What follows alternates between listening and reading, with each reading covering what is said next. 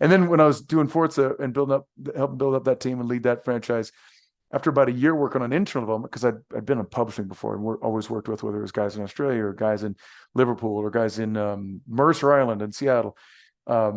You're responsible for a lot of stuff from the kind of a management standpoint, but also working with marketing and working with the execs and like the GTM, the go-to-market plan, right?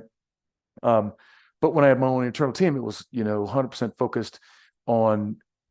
I really learned how the value of individuals as opposed to the value of a team. Like everything was just a team before. And if somebody would say, hey, we're not going to get this thing done because someone's grandma just passed away and they're going to be gone out of the office for 3 days.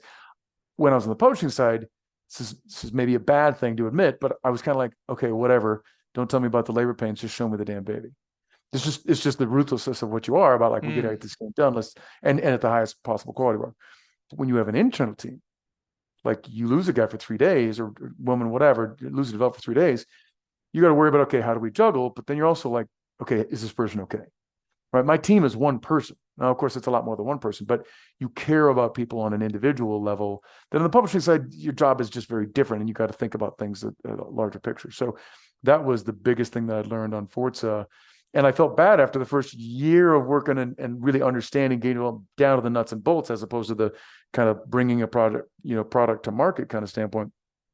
I even told those our guys this. I'm like, because we kept in touch and I loved them and actually even helped them ship for PGR2 while I was shipping Forza, working on Forza.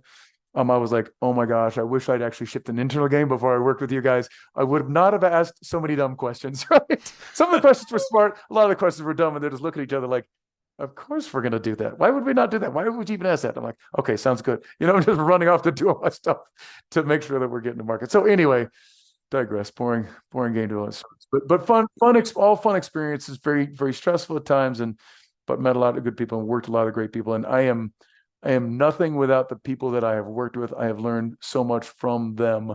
And that's, your kind of intro thing is like, oh, Garrett's had the opportunity to work on all these big franchises. I've only had that opportunity because I've worked with great people and we've all been really passionate about and excited and worked very hard towards the goals that we had as a team. And that's what's kind of led me to be lucky and be successful in those projects, whether it's the games at Microsoft, whether it's Activision, Disney,